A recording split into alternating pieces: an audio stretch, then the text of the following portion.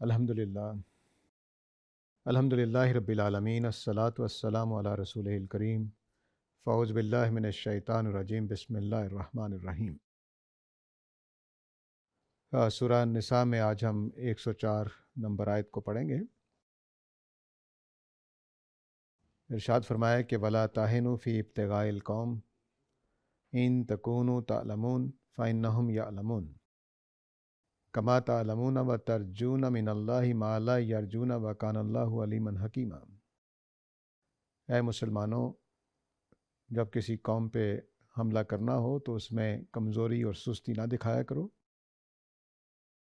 اگر تمہیں کوئی تکلیف ہوتی ہے اس میں تو ان کافروں کو بھی تکلیف ہوتی ہے جیسے تمہیں ہوتی ہے، جبکہ ان کا معاملہ تم سے مختلف ہے۔ تم تو اللہ تعالیٰ سے ایسی توقعات رکھتے ہو جو وہ نہیں رکھتے، اور اللہ تعالیٰ جو ہے وہ علیم و حکیم ہے۔ اور یہ ظاہر ہے کہ پیچھے جو آیت 84 ہے غالباً، اس کے اوپر جا کے عطف ہو رہا ہے، جہاں پہ فرمایا گیا تھا کہ جب کوئی تمہیں سلام کہے تو یا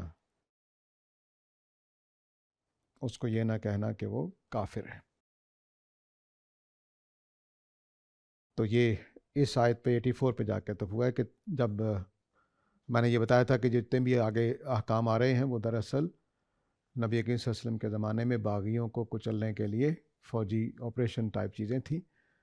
تو اسی سلسلے میں بات اب آگے چل رہی ہے کہ اس میں یہ کہا گیا ہے کہ تم نے یہ تو دیکھنا ہے کوئی مسلمان ہے کہ نہیں، لیکن جو آدمی باغی ہے جو اس کو چھوڑنے میں کوئی گنجائش نہیں ہے، اس کو پوری سزا ملنی چاہیے۔ اور ان کو بھی تکلیف ہو رہی ہے، تمہیں بھی تکلیف ہو رہی ہے، کیونکہ کچھ نتائج نکلتے ہیں، کچھ لوگوں کو چوٹیں لگتی ہیں، کوئی تکلیف ہوتی ہے، کوئی مارے جاتے ہیں۔ تو فرمایا کہ ان کے بھی مارے جا رہے ہیں، تمہارے بھی مارے جا رہے ہیں۔ تو اگر وہ کسی دنیوی فائدے کی وجہ سے جان دینے کو آ گئے ہیں تو تم تو اللہ کی خاطر کر رہے ہو، تمہارا تو معاملہ دوسرا ہے، تو اس لیے تمہیں ضرور آگے بڑھنا چاہیے اور سستی نہیں برتنی چاہیے۔ تو ولا تاہنوا فی ابتغاء القوم، یعنی حملہ کرنے میں تمہیں کوئی کمزوری یا سستی لاحق نہیں ہونی چاہیے۔ اس کی وجہ آگے بتائی کہ تکلیف دونوں کو ہو رہی ہے، ان کے بھی لوگ مر رہے ہیں، تمہارے بھی مر رہے ہیں، اور ان کو بھی چوٹیں لگتی ہیں، تمہیں بھی چوٹیں لگتی ہیں، تمہارا بھی مال خرچ ہوتا ہے، ان کا مال بھی خرچ ہوتا ہے، لیکن وہ تو دنیا کے لیے کر رہے ہیں اور دنیا کمانے کے لیے مر جاتے ہیں وہ۔ تو تمہارا تو صورتحال یہ ہے کہ مر جاؤ گے تب فائدے میں، زندہ واپس آؤ گے تو تب تم غازی ہو۔ تو تمہیں تو سستی نہیں کرنی چاہیے، ان کی سستی بنتی ہے کیونکہ ان کو نظر آ رہا ہے کہ مارے گئے تو پھر سب کچھ ختم ہو گیا۔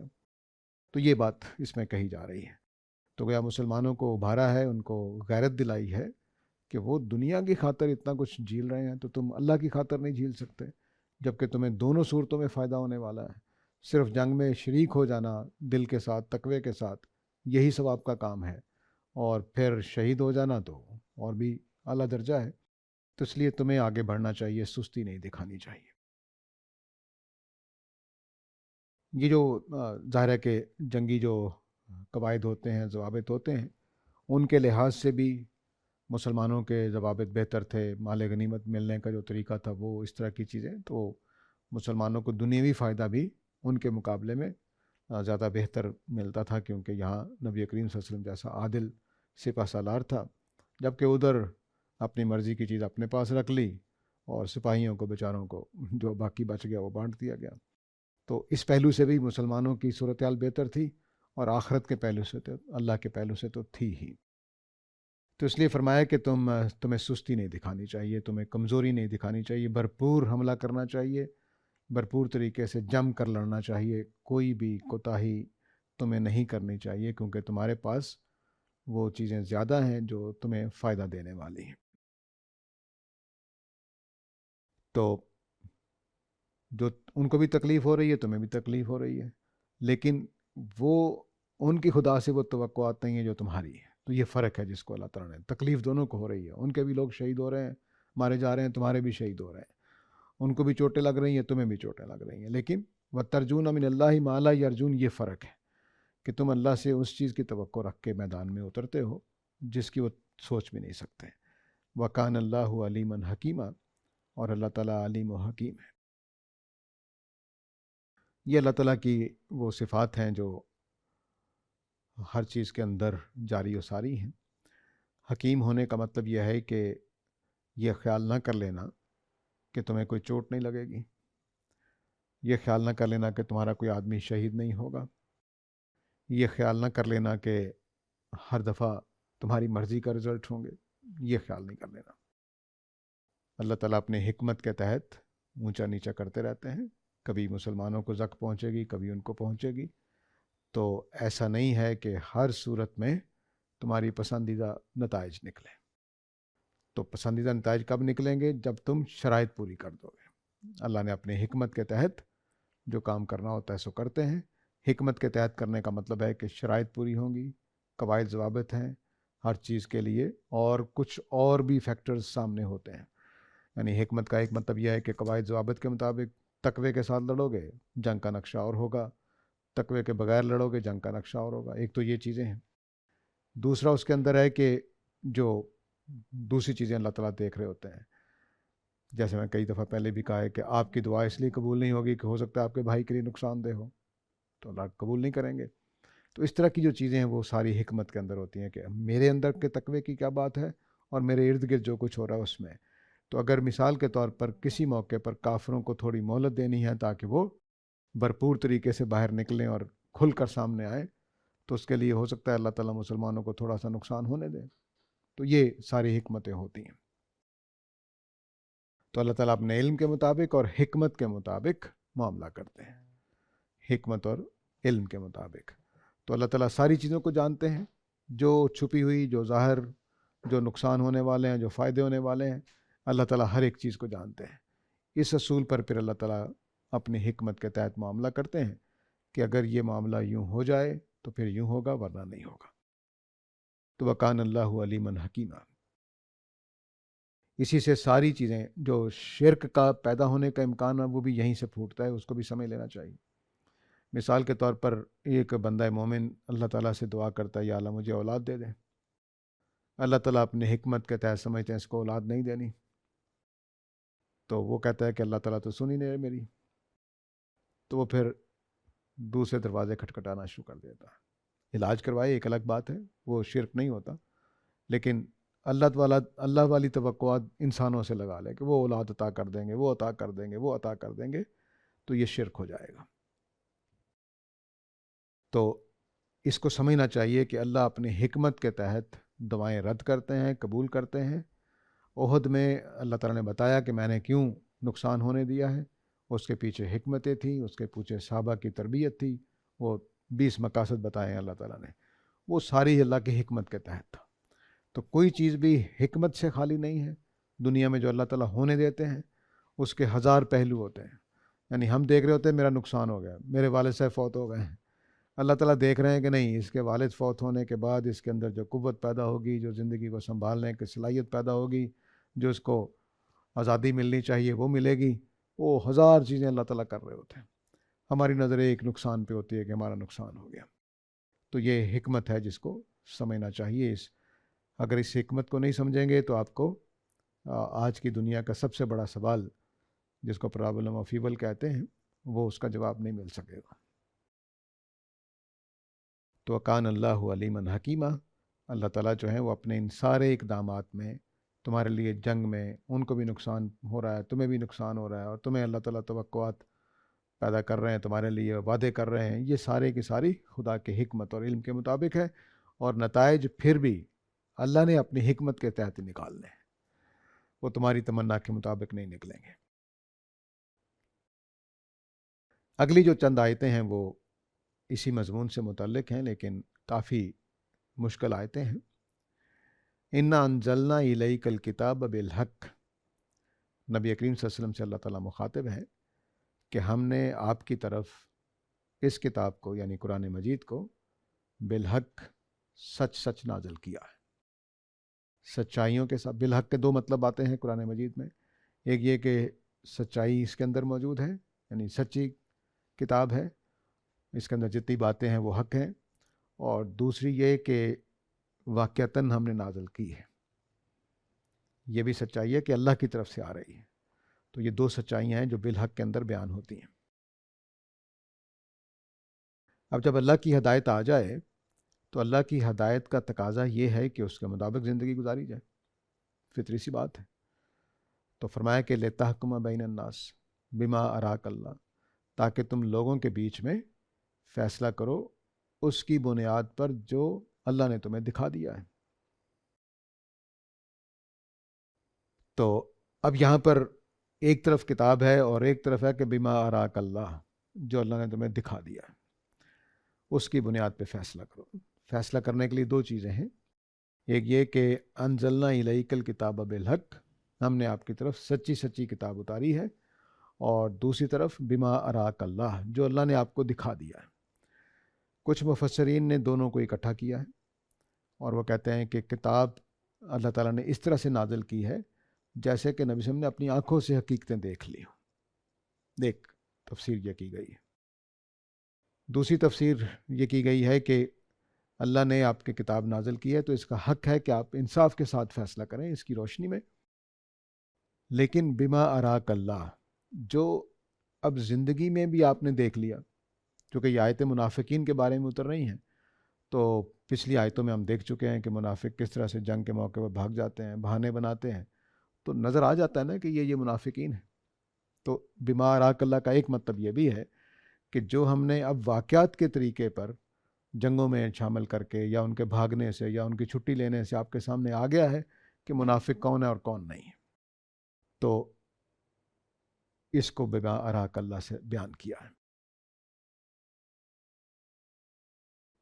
تو اب جو فیصلہ کرنا ہے وہ کتاب کے مطابق کرنا ہے اور ان حقیقتوں کی بنیاد پہ کرنا ہے جو آپ دیکھ چکے ہیں، جو آپ کی سیرت، نبی کریم صلی اللہ علیہ وسلم کی سیرت کے بارے میں یہ بات یاد رکھیے کہ یہ میرے آپ کی سیرت نہیں ہے، یہ دراصل ایک رسول کی سیرت ہے جس میں جو کچھ اقدامات ہو رہے ہیں براہ راست خدا کی نگرانی میں ہو رہے ہیں، نمبر ایک۔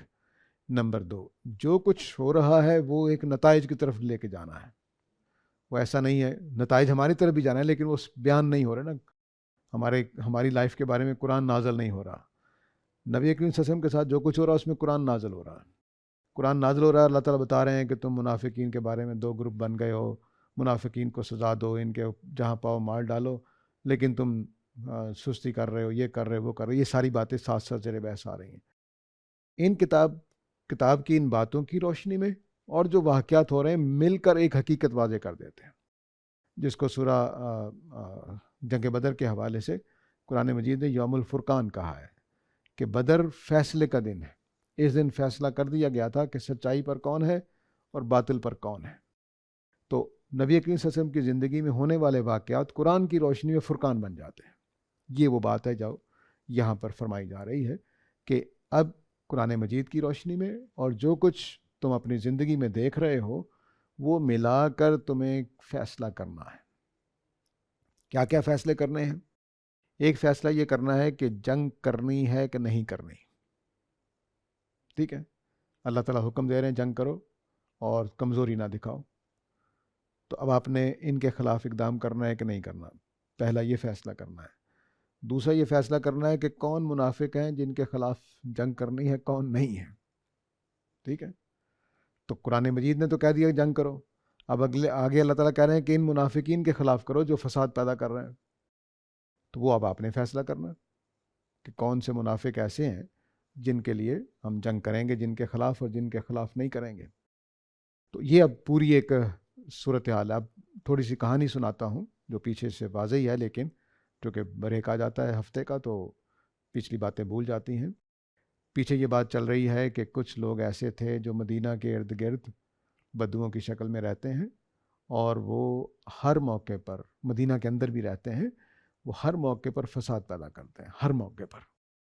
ان کے فساد کو کچلنے کے لیے، جیسے ہمارے ہاں باغیوں کو کچلا جاتا ہے، تو ان کو کچلنے کے لیے حکم دیا گیا کہ بظاہر کہنے کو مسلمان ہیں لیکن منافق ہیں، اور منافق صرف منافق نہیں ہے، فسادی منافق ہے، ہر طرف بغاوت اور اس طرح کی چیزیں پیدا کرتے ہیں۔ ان کے لیے حکم دیا گیا تھا کہ تم اگر یہ باز نہ آئیں تو ان کو پہلے باز آنے کا حکم دے دیا گیا، اگر باز نہ آئیں تو پھر ان کے خلاف جنگ کی جائے گی۔ اس جنگ کے حکم کے بعد مسلمانوں کے اندر دو گروپ پیدا ہو گئے۔ ایک گروپ کہہ رہا تھا کہ نہیں، ان کے ساتھ نرمی کرنی چاہیے، مسلمان ہیں، ہاں کچھ خرابیاں پیدا کر رہے ہیں تو ہم کسی اور طریقے سے مسئلہ حل کرتے ہیں۔ اس پہ اللہ تعالیٰ نے کہا کہ مالکم، تمہیں کیا ہو گیا ہے کہ فی المنافقین فئتین، تم منافقین کے بارے میں دو گروپ بن گئے، دو رائے ہو گئی ہیں، ایک کہہ رہا ہے کہ جنگ کریں، ایک کہہ رہا ہے کہ جنگ نہیں کریں۔ تو اب یہ جو اس بیک گراؤنڈ میں اللہ تعالیٰ بتا رہے ہیں کہ صحیح فیصلہ کرو کہ جنگ کرنی ہے کہ نہیں کرنی، ٹھیک ہے، کن کے خلاف کرنی ہے، کن کے خلاف نہیں کرنی۔ تو یہ وہ پورا فیصلہ ہے۔ اب اس میں یہ بات بھی شامل ہے کہ کون مخلص مومن ہے، کون منافق مومن ہے، یہ فیصلہ بھی کرنا ہے، اور یہ فیصلہ بھی کرنا ہے کہ جنگ کرنی ہے کہ نہیں کرنی ہے۔ اب اس میں نبی کریم صلی اللہ علیہ وسلم کی ایک شخصیت، مسلمان ہیں، منافق ہیں، اور نبی کریم صلی اللہ علیہ وسلم اور اللہ تعالیٰ اوپر، یہ چار کردار ہیں اس واقعے کے۔ نبی کریم صلی اللہ علیہ وسلم کے بارے میں ہم جانتے ہیں کہ ابراہیم علیہ السلام کی طرح وہ نرم دل ہیں، چاہتے ہیں کہ نرمی کی جائے، یہ آپ کی مستقل خواہش رہتی ہے۔ ایک موقع پر اللہ نے کہا ہے کہ عفا اللہ عنک، اللہ آپ سے معاف کرے، آپ نے ان کو نرمی کر دی، لما لنت لہم، ٹھیک ہے۔ تو نبی کریم صلی اللہ علیہ وسلم کے اندر یہ جذبہ تھا کہ نرمی کر کے یہ مسلمان ہو جائیں تو اچھا ہے، ٹھیک ہے، اور اللہ تعالیٰ چاہ رہے ہیں کہ نہیں، سزا سخت ملے۔ واضح ہو رہی بات کہ نہیں؟ نبی کریم صلی اللہ علیہ وسلم اپنی حلیم الطبع ہونے کی وجہ سے خدا سے درخواست کر رہے ہیں کہ یا اللہ ان کو معاف کر دے، ہو سکتا ہے ایمان لے آئیں، جیسا طائف میں بھی کہا، اور اللہ تعالیٰ چاہ رہے ہیں کہ نہیں، ان کو سزا ملنی ہے۔ یہ وہ پوری کہانی ہے۔ مسلمانوں کے اندر دو گروپ ہیں جو ان کے خلاف جنگ کرنے کو تیار نہیں ہیں، کہہ رہے ہیں کہ بھئی یہ ظاہر ایمان والے ہیں تو ان کو ذرا نرمی کی جائے، ان کے ساتھ سختی نہ کی جائے۔ اللہ تعالیٰ کہہ رہے ہیں کہ نہیں، یہ باغی ہیں، یہ اسلامی دعوت کو اور اسلامی ریاست کو اور نبی کریم صلی اللہ علیہ وسلم کے دشمن بنے ہوئے ہیں۔ اللہ تعالیٰ ان کے، یہ بھی آپ کو یاد ہوگا کہ اس میں یہ بھی آتا کہ یہ راتوں کو جا کر باتیں کیا کرتے ہیں، ادھر مجلس میں کہہ جاتے ہیں جناب ہم آپ کے بندے مومن، اور گھر جا کے سازشیں کرتے ہیں، وہ آگے بھی آئے گا۔ اب یہ وہ فضا ہے جس میں اللہ تعالیٰ کہہ رہے ہیں کہ آپ کو اللہ کی کتاب کے مطابق اللہ تعالیٰ حکم دے رہے ہیں کہ جنگ کرنی ہے، اور جو کچھ اللہ نے آپ کو دکھا دیا ہے کہ کون منافق ہیں، کیا کیا فتنے پیدا کر رہے ہیں، تو ان کے خلاف جنگ کرنی ہے۔ لیکن نبی کریم صلی اللہ علیہ وسلم ابراہیم علیہ السلام کی طرح، ابراہیم علیہ السلام کا بھی ایک واقعہ قرآن نے اس کو ذکر کیا ہے، سورہ ہود میں آیت نمبر 74 میں غالباً، وہاں یہ ذکر فرمایا ہے کہ جب وہاں تو صرف اتنا ذکر ہے کہ ابراہیم کو علیہ السلام کو جب بشارت دی گئی بیٹے کی، تو فرشتے آئے انسانی شکل میں بشارت دینے کے لیے، انہوں نے کھانا وانا کھلایا، انہوں نے کھانا نہیں کھایا، فرشتوں نے، ظاہر ہے وہ کھانا کھانے والے تو نہیں ہوتے، تو جب کھانا نہیں کھایا انہوں نے، تو حضرت ابراہیم کو شک پڑا کہ معاملہ کچھ اور ہے، تو انہوں نے کہا کہ مجھے تو ڈر لگ رہا ہے تم لوگوں سے، کون ہو تم لوگ؟ تو انہوں نے کہا کہ ہم اللہ کے فرشتے ہیں، تو آپ کو بشارت دے رہے ہیں۔ بشارت دینے کے بعد انہوں نے کہا کہ اب حضرت ابراہیم نے، ظاہر ہے کوئی ایک صاحب بصیرت ہستی ہیں، تو انہوں نے کہا کہ بشارت دینے کے لیے اتنا اہتمام نہیں ہو سکتا کہ فرشتے انسانی شکل میں آئیں، اور تو معاملہ کچھ گڑبڑ ہے۔ انہوں نے کہا کہ پھر ما خطبکم ایھا المرسلون، ذرا بتاؤ کہ تم لوگوں کا پروگرام کیا ہے۔ اب فرشتوں نے بتایا جی کہ ہم قوم لوط کی طرف آئے ہیں ان کو ہلاک کرنے کے لیے۔ تو اللہ تعالیٰ کہتے ہیں کہ ابراہیم نے بحث شروع کر دی کہ آپ ان کو کیوں مار رہے ہیں۔ تو رات میں اس کی تفصیل یہ ہے کہ ابراہیم علیہ السلام نے کہا کہ 50 لوگ اگر ہوں تب بھی آپ مار دیں گے؟ اللہ نے کہا ہاں 50 بھی ہوں۔ پھر ان کا 45، اللہ نے کہا ہاں 45، انہوں نے کہا 40، اللہ نے کہا ہاں 40 بھی ہوں گے تو نہیں ماروں گا، یہاں تک کہ بات 0 تک پہنچ گئی۔ لیکن قرآن نے اتنی تفصیل نہیں کی، قرآن نے صرف اتنا کہا ہے اس بات کو چھوڑو ابراہیم، میں نے فیصلہ کر دیا ہوا بس۔ کچھ ایسی ہی فضا یہاں پر ہے، نبی کریم صلی اللہ علیہ وسلم چاہ رہے ہیں کہ ان منافقوں کے ساتھ نرمی ہو، تو اس لیے فرمایا ولا تکن للخائنین خصیما، آپ ان خائنوں کے لیے ساتھی نہ بنیں، ان کے لیے مجھ سے درخواست نہیں کریں کہ ان کو معاف کر دیا جائے۔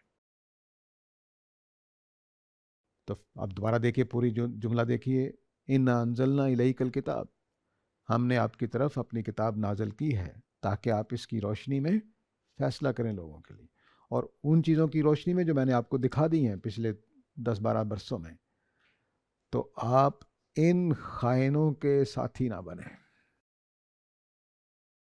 ٹھیک ہے؟ یعنی آپ ان کے لیے مجھ سے درخواست نہ کریں کہ ان کو معاف کر دیا جائے۔ وَاسْتَغْفِرِ اللہ، ہاں البتہ اللہ تعالیٰ سے استغفار کرتے رہیں۔ ان اللہ کان غفور الرحیم، اللہ تعالیٰ مغفرت فرمانے والا مہربان ہے۔ یہ میں تفسیر کر رہا ہوں اس طرح سے، باقی سب لوگوں نے جو تفسیر کیا اس کو بتا دیتا ہوں۔ سب لوگ یہ کہہ رہے ہیں کہ یہ آیتیں بظاہر نبی کریم صلی اللہ علیہ وسلم کو مخاطب کر رہی ہیں، لیکن حقیقت میں منافقین کو مخاطب کیا جا رہا ہے، ٹھیک ہے؟ تو وہ بھی آپ کے سامنے رہنا چاہیے۔ یعنی کچھ لوگ منافقین کا ساتھ دے رہے ہیں اور نبی کریم صلی اللہ علیہ وسلم کو آ کر کہہ رہے ہیں کہ جنگ نہ کی جائے، تو اس میں اللہ تعالیٰ نے کہا ہے کہ آپ کو مخاطب کر کے ان کو سنایا جا رہا ہے۔ یہ بعض اوقات ہم کرتے ہیں کہ مخاطب آپ کو کیا ہے لیکن سنانا ان کو پیش نظر ہے، تو اس طرح سے یہ تو دونوں باتیں میں نے کہا کہ واضح کر دوں، لیکن میرے خیال میں یہ بات ابراہیمی اسوہ کے مطابق ہے، نبی کریم صلی اللہ علیہ وسلم کی باقی مقامات کی روشنی میں بالکل واضح ہے کہ نبی کریم صلی اللہ علیہ وسلم ہمدردی میں ہے کہ ان کو سزا نہ ملے، شاید ٹھیک ہو جائیں، شاید ٹھیک ہو جائیں۔ اس لیے فرمایا ولا تکن للخائنین خصیما، خصیم اس کو کہتے ہیں جو آپ کا مقدمہ لڑ رہا ہو دوسروں کے سامنے جا کر کے، یہ آپ چھوڑ دیجئے، بڑا اچھا آدمی ہے، ٹھیک ہو جائے گا، غلطی ہو گئی ہے، معاف کر دیجئے، اس طرح کا، اس کو خصیم کہتے ہیں۔ واستغفر اللہ، اللہ سے استغفار کرتے رہیے، ان اللہ کان غفور الرحیم۔ اب یہ دل نوازی ہے کیونکہ اللہ کے رسول ہیں، وہ جانب حق میں ایک بات کر رہے ہیں، اپنی طرف سے یہ کہہ رہے ہیں کہ بھائی یہ ایمان لے آئیں تو اور کیا چاہیے، اچھے لوگ بن جائیں تو اور کیا چاہیے، تو اس کی قدر ہے اللہ تعالیٰ کی نگاہ میں۔ یہ کوئی ناراضی کے جملے نہیں ہیں، جیسے حضرت ابراہیم سے بھی ناراضی کے جملے نہیں ہیں، بلکہ وہاں اللہ تعالیٰ نے تبصرہ کیا ہے سورہ ہود میں کہ ان ابراہیم کانا اوابن حلیم، کہ ابراہیم علیہ السلام اللہ کی طرف رجوع کرنے والے اور بڑے حلیم الطبع تھے۔ ٹھیک یہی نبی کریم صلی اللہ علیہ وسلم کی خوبیاں ہیں۔ تو ان اللہ کانا غفور الرحیم، بے شک اللہ تعالیٰ مغفرت فرمانے والے مہربان ہیں۔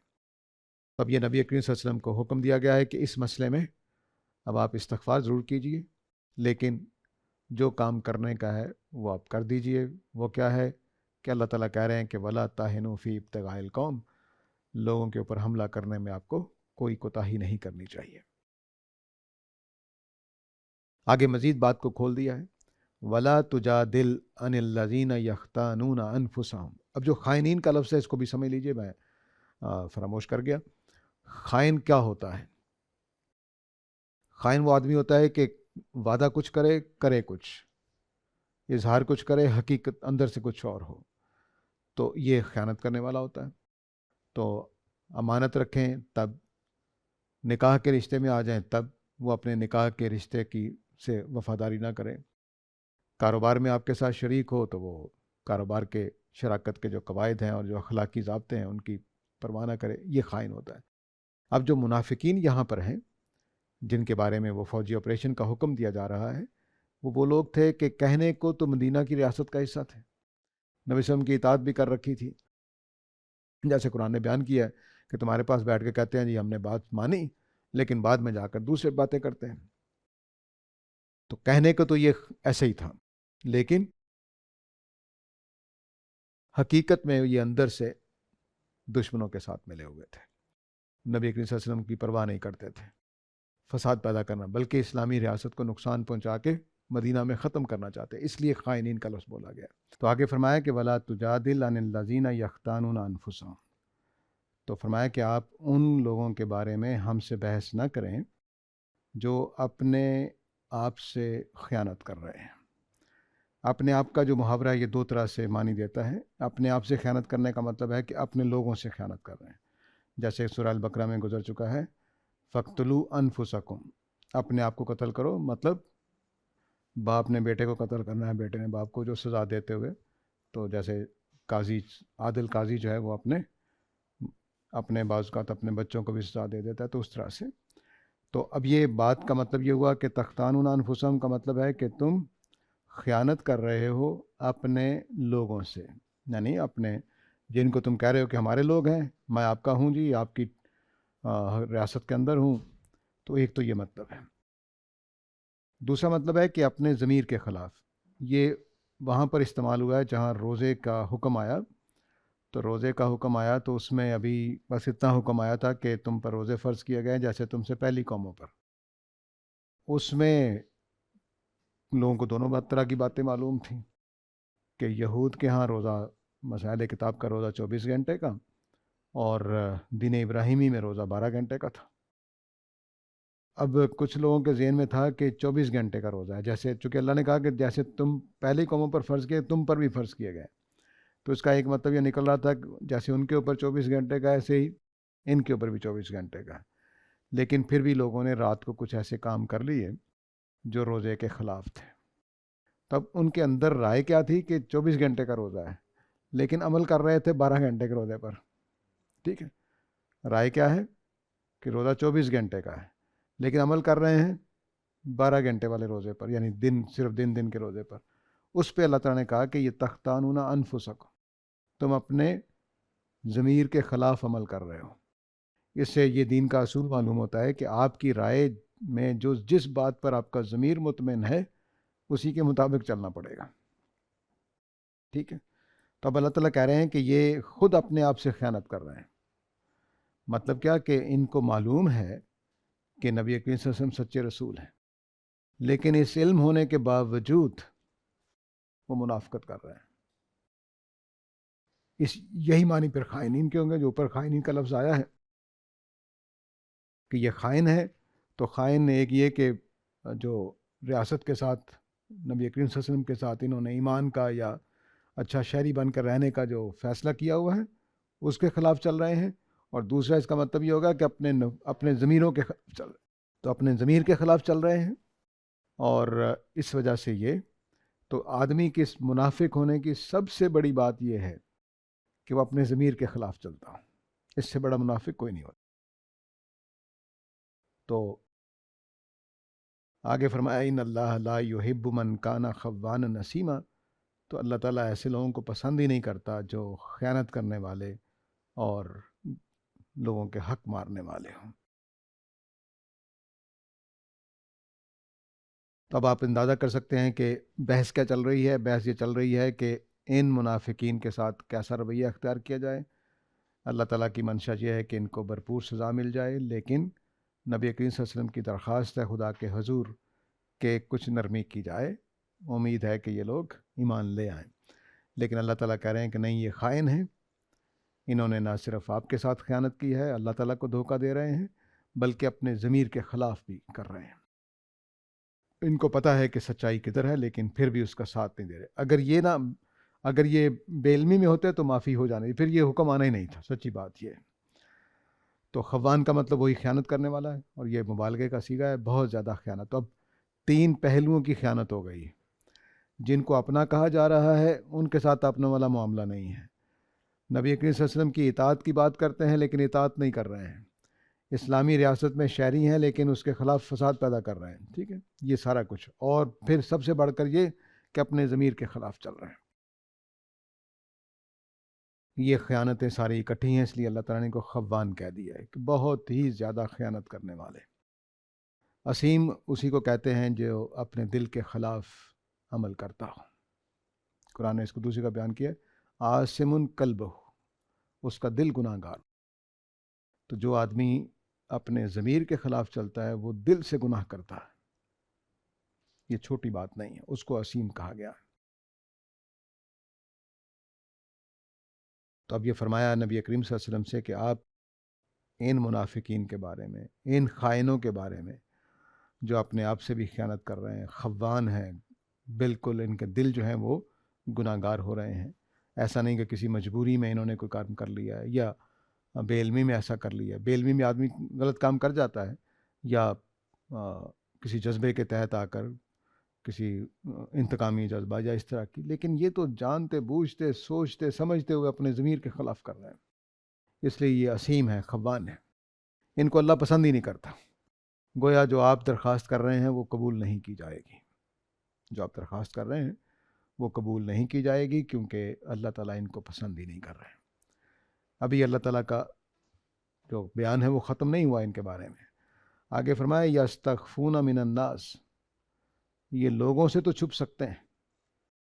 ولا یستخفون من اللہ، اللہ سے تو نہیں چھپ سکتے نا. یہ لوگوں سے چھپ سکتے ہیں کہ آپ باہر آ کر کہیں جی کہ ہم نبی صلی اللہ علیہ وسلم کے ساتھ ہیں، مسلمانوں کے ساتھ ہیں، ہم مسلمانوں کے بڑے خیر خواہ ہیں، ہم تو یہودیوں کے دشمن ہیں، ہم تو کافروں کے دشمن ہیں. یہ لوگوں کے سامنے تو کہہ سکتے ہیں، ان سے تو جھوٹ بول سکتے ہیں. اللہ سے کیسے بولیں گے؟ آگے فرمایا وَهُوَ مَعَهُمْ إِذْ يُبَيِّتُونَ، جب یہ رات کو بیٹھ کے سازشیں کر رہے ہوتے ہیں، اللہ تعالیٰ ساتھ ہوتا ہے، ان کے پاس بیٹھا ہوتا ہے. تو مجھ سے کیسے چھپ سکتے ہیں؟ اور یبیتون میں کہا ما لا یرضى من القول، وہ اللہ تعالیٰ کے ناپسندیدہ باتیں کر رہے ہوتے ہیں. وہ باتیں کر رہے ہوتے ہیں جو اللہ کو پسند نہیں ہیں.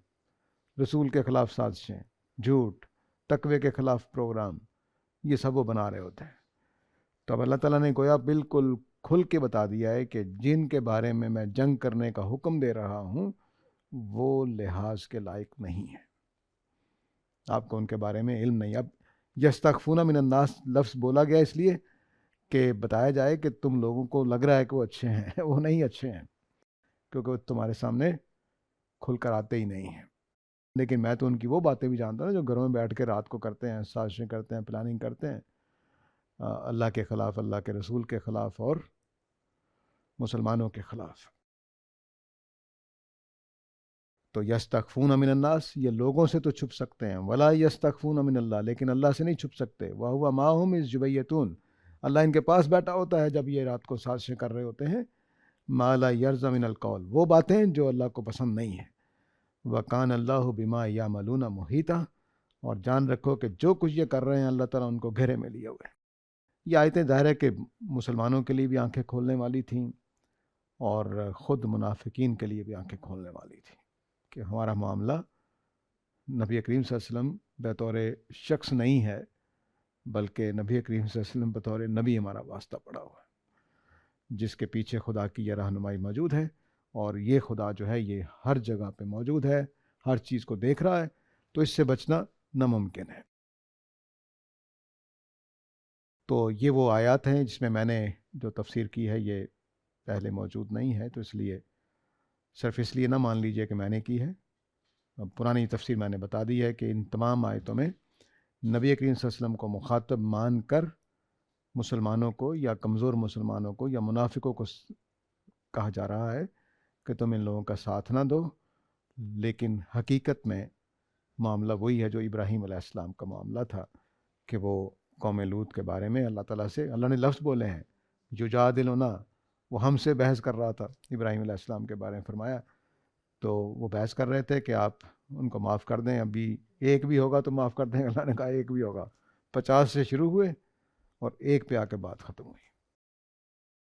تو لیکن یہ ظاہر ہے کہ یہ انبیاء کی وہ صفات ہیں، کیونکہ وہ انسان ہوتے ہیں، بشریت اور خدا کے حکم کے وہ پابند تو ضرور ہوتے ہیں، لیکن درخواست تو کر سکتے ہیں نا اللہ کے حضور کے، نرمی کر دی جائے، ان کے ساتھ معاملہ سخت نہ کیا جائے. سر یہ جو آیات میں آپ نے بتایا کہ یہ جنگ کرنے کی بات ہو رہی ہے منافقین کے ساتھ، اس کی ساری ترغیب ہو رہی ہے، سمجھایا جا رہا ہے، تو یہ کون سی جنگ ہوئی ہے؟ ظاہر ہے کہ اتنی زیادہ ترغیب جو ہوگی اس کے بعد یقینی طور پر مسلمانوں کی طرف سے کوئی جنگ کا عمل ہوا ہوگا، نبی صلی اللہ علیہ وسلم نے کی ہوگی جنگ، تو وہ سمجھ میں آتی ہے کہ کون سی جنگ ہوئی ہے اس کے بعد؟ یہ وہ سریے ہیں جو آپ نے بھیجے ہیں جس میں کہا جاتا تھا کہ چھوٹے چھوٹے بہت سارے متعدد ہیں کہ کہا جاتا تھا کہ صبح فجر کے موقع پر حملہ کرنا ہے، اگر وہاں سے اذان کی آواز آ جائے تو واپس آ جائیں، ورنہ یہ وہ جنگیں ہیں. کئی ہیں یہ، اس کو کوئی نام نہیں دیا جا. سرایا کہتے ہیں سیرت کی کتابوں میں، سرایا یا سریے جو ہے. سر وہ جو آپ نے حضرت ابراہیم والا بتایا تھا واقعہ جس میں 2 فرشتے آئے اور انہوں نے کھانا نہیں کھایا تو وہ ڈر گئے تھے، تو سر اس کی ایک تفسیر میں نے سنا تھا کہ اصل میں اس دور میں جو بھی کوئی بندہ کسی کو نقصان پہنچانے آتا تھا نا، وہ اس گھر سے کھانا نہیں کھاتا تھا. تو جب انہوں نے کھانا نہیں کھایا تو اس وجہ سے ابراہیم ڈر گئے کہ شاید یہ جو ہے نا مجھے کوئی نقصان پہنچانے آئے ہیں. تو یہ وہ تفسیر کا میں آگے کچھ بتانا چاہ رہا تھا. ہاں، اصل میں لوگوں نے وجہ یہی کئی بتائی ہیں، لیکن اصل وجہ یہی ہے کہ جو فرشتے ہیں اور وہ کھانا وانا نہیں کھاتے ہیں. اس لیے اللہ تعالیٰ نے جب حضرت عیسیٰ کے بارے میں بتایا کہ وہ خدا نہیں تھے تو فرمایا تاکلون تام، دونوں کھانا کھاتے تھے. تو اس کا مطلب وہ روح نہیں تھے، اللہ کے بیٹے نہیں تھے، کوئی الہ نہیں تھے. تو فرشتے اور اللہ تعالیٰ یہ کھانا نہیں کھاتے، یہ بتایا گیا. تو اصل وجہ یہ ہے، لیکن آپ کا اطمینان ہے تو اس پہ قائم رہیے، کوئی مسئلہ نہیں اس میں. جی آپ نے اس درس میں جی جنگ یوہد کی بات کی، تو جی اس جنگ میں جی مسلمانوں کی شکست کے جو ہیں اسباب کون سے تھے جو ان کی عارضی طور پہ شاید شروع میں جو ان کی اس میں شکست ہوئی تھی؟ اصل میں اس کو شکست نہیں کہنا چاہیے. شکست کا مطلب ہوتا ہے کہ دوسرے لوگ وہاں میدان میں کھڑے رہے اور یہ بھاگ گئے اور پھر ان کا پیچھا کیا گیا. احد میں ایسا کچھ نہیں ہوا. احد میں صرف ایک حملہ کر لیا خالد بن ولید نے، جو اس وقت ابھی مسلمان نہیں ہوئے تھے. تو مسلمانوں کے 70 صحابہ شہید ہو گئے، لیکن مسلمان میدان میں بھاگے نہیں. مسلمانوں نے تعاقب کیا خالد بن ولید کا. تو یہ چھوٹی سی چوٹ ہے، شکست نہیں ہے. یہ بات ایک تو واضح رہنی چاہیے. یہ جو چوٹ لگی 70 لوگ شہید ہوئے جس میں، اس کی وجہ اللہ تعالیٰ نے بتائی ہے کہ تم نے رسول کے حکم کی نافرمانی کی تھی. یہ وجہ بتائیے بس. یعنی جی وہ جی حکم کیا تھا وہ جو ٹیلے پر کھڑے رہنے کا تھا، وہ ٹیلے سے اتر گئے تو خالد بن ولید نے فائدہ اٹھا لیا. یعنی وہ اس ٹیلے پر کھڑے تھے تاکہ پیچھے سے حملہ نہ ہو، تو جب وہ ٹیلا خالی ہو گیا تو پیچھے سے حملہ کر دیا. تو جی اس میں یہ بھی بات ہے جی ٹھیک ہے، ان میں بھی پھر دو ذہن تھے. ایک کا یہی خیال تھا کہ ہم نہ اوپر ہی رہیں، اور ایک جماعت کا خیال تھا نہیں اب جیتو نا. اس میں بھی ان میں آپس میں ہو گیا تھا. جب 15 لوگ اوپر ہی رہے تھے، ان کا خیال تھا کہ نبی وسلم کے حکم تک ہم نہیں نیچے جائیں گے. دوسرے گروہ نے سمجھا کہ نہیں، جیتنے تک ہی تھا، ہم جیت گئے تو بس چلیے. اچھا سر، جب آپ نے یہ آیت شروع کی ہے تو اس میں مسلمانوں کو کہا گیا ہے کہ آپ کمزوری نہ دکھائیں. کیا وہ کمزوری دکھا رہے تھے اس معاملے میں بظاہر، یا صرف یہ نبی پاک صلی اللہ علیہ وسلم کو مخاطب کیا گیا ہے؟ نہیں، اصل میں یہ پتہ نہیں ہمارے اردو کا مسئلہ ہے یا کیا ہے، کہ جب بھی اس طرح کا حکم آتا تو ہمیں لگتا ہے کہ جیسے پہلے کچھ خلاف ورزی ہو رہی تھی. یہ ضروری نہیں ہوتا. یہاں پر جو بات چل رہی وہ یہ کہ مسلمانوں کے اندر یہ خیال تھا کہ جنگ نہ کی جائے ان کے ساتھ، اس کے لیے آیا ہے. اچھا، دوسرا جب آپ نے یہ کہا ہے کہ بالحق سے مراد دو طرح کے مفاہیم نکلتے ہیں، کہ جیسے یہ اللہ کی طرف سے ہے یا اس میں حق ہے. تو ایک تو اس میں آپ نے بتایا، اور دوسرا نبی پاک صلی اللہ علیہ وسلم، یعنی کہ جب آپ نے کہا کہ ہاں خیانت کے بھی آپ نے کہا دو اس میں سے مفہوم نکلتے ہیں. اور لیکن جب ہم مکتبہ افراحی میں دیکھتے ہیں، جب وہ کہتے ہیں قرآن ایک ہی معنی پہ اترا ہے، تو یہ دو مفاہیم نکلنے سے بات مختلف نہیں ہو جاتی پھر؟ اچھا نہیں، وہ معنی ایک ہی رہتے ہیں. مثال کے طور پر آپ نے مجھے کہا تم نے جھوٹ بولا ہے، میں نے کہا جھوٹ دو قسم کا ہوتا ہے.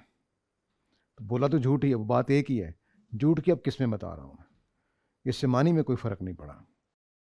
یعنی آپ نے کہا جی اس نے جھوٹ بولا ہے گواہی دیتے ہوئے، یا کوئی علم کی بات کرتے ہوئے، یا کوئی حدیث سناتے ہوئے، کوئی آیت سناتے ہوئے، تو سارے جھوٹ کی قسمیں ہیں. تو بولا تو جھوٹ ہی ہے، اس کا مطلب ایک. اب آگے متعین کریں، اس کو ہم کہتے ہیں مصداق. مصداق میں بعض اوقات اختلاف ہو جاتا ہے. مصداق میں بعض اوقات ایک سے زیادہ چیزیں ہوتی ہیں. مصداق کا مطلب یہ ہے کہ جو امر واقعہ میں چیز ہوتی ہے اس کو ہم مصداق کہتے ہیں. مثلا پانی کا مصداق یہ گلاس میں پڑی ہوئی چیز، یہ پانی کا مصداق ہے. میرے گھر میں مہمان آئے تو میں نے اپنے بیٹے سے کہا بیٹا کوئی پانی وانی لاؤ، اور وہ نلکے سے گلاس بھر کے لے آیا. تو اس نے مصداق غلط طے کیا. مہمان کے لیے نلکے کا پانی نہیں پلایا جاتا، اس کو تو کوئی شربت پلائیں گے کچھ اس طرح سے.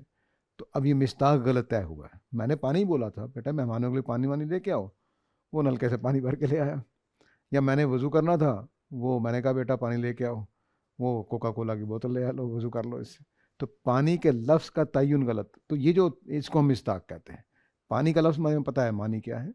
تو اب یہ جب ہم نے کہا کہ خیانت، تو خیانت میں کئی چیزیں تھیں وہاں پر، وہ ساری میں نے بیان کر دی ہیں. نہیں، جیسے آپ نے دو مفہوم بتائے تھے نا، کہ ایک تو یہ ہے کہ وہ اپنے آپ سے خیانت کر رہے ہیں، دوسرا یہ ہے کہ وہ اپنے لوگوں سے خیانت کر رہے تو ہیں. یہ دونوں معنی ایک ہی بات ہے، خیانت ہی، اس کی قسمیں دو ہیں. اور جب آپ نے یہ کہا ہے کہ اللہ تعالیٰ کی چاہت تھی کہ ان پہ سختی ہو، تو نبی پاک صلی اللہ علیہ وسلم نرم رو تو تھے، لیکن وہ اللہ کی چاہت کے مقابلے میں جب ان کو اللہ کی چاہت ان کو پتہ تھی اس معاملے میں، تو وہ کس طرح سے اس کی خواہش رکھ سکتے ہیں پھر کہ ان کے ساتھ نرمی والا معاملہ ہو؟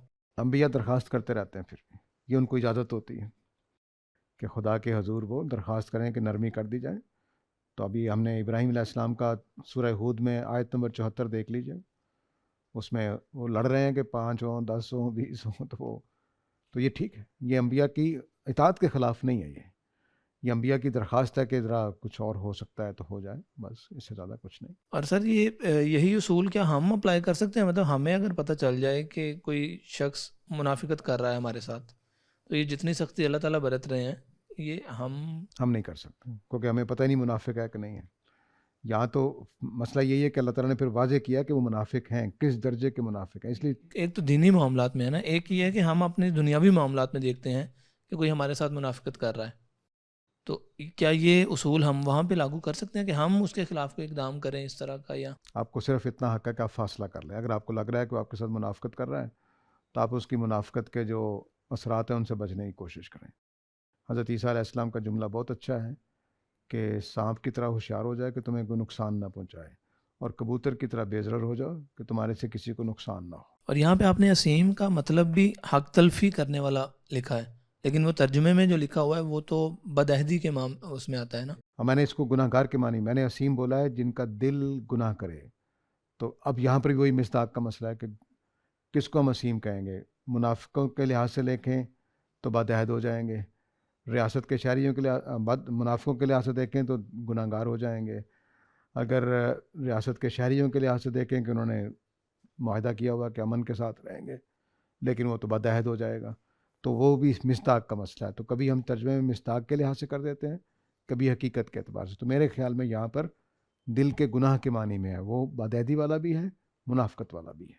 اور سر آخری سوال میرا یہ ہے کہ آپ نے کہا کہ یہ تفسیر آپ کے مطابق یہ بن رہی ہے کہ اس میں اللہ کے نبی صلی اللہ علیہ وسلم ہی مخاطب ہیں، لیکن غامدی صاحب نے جو بتایا کہ اس کے فوراً اگلی آیت میں جو الفاظ ہیں ہاں انتم ہاؤلائی جادلتم عنہم، اس سے یہ مطلب نکلتا ہے کہ یہ بظاہر تو نبی صلی اللہ علیہ وسلم مخاطب ہیں لیکن مخاطب وہ نہیں ہیں. تو اس کے بارے میں آپ کی کیا رائے ہے؟ ہاں، اب یہ جو اگلی آیت نمبر 109 ہے اسی میں یہ جملہ ہے. آیت نمبر 109 میں اللہ تعالیٰ نے جمع کا صیغہ استعمال کیا ہے.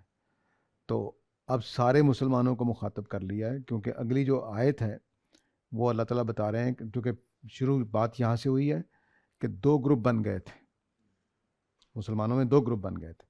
ایک وہ گروپ تھا جو سختی کرنے پہ ٹھیک تھا، کوئی اس کو اعتراض نہیں تھا. ایک گروپ وہ تھا کہ جو ان لوگوں کے ساتھ نرمی کرنا چاہتا تھا.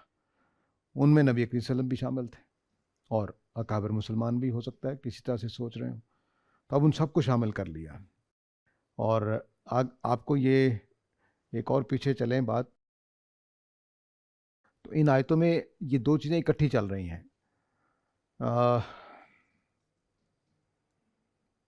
ایک جگہ اللہ نے فرمایا ہے کہ یہ تمہارے ساتھ جنگ کرنے آئے نہ آئے، آپ نے جنگ کرنی ہے، آپ کی ذمہ داری ہے، اکیلے آپ کی. یہ شروع ہوا تھا آیت نمبر 88 سے کہ فما لکم فی المنافقین فئتین، ٹھیک ہے.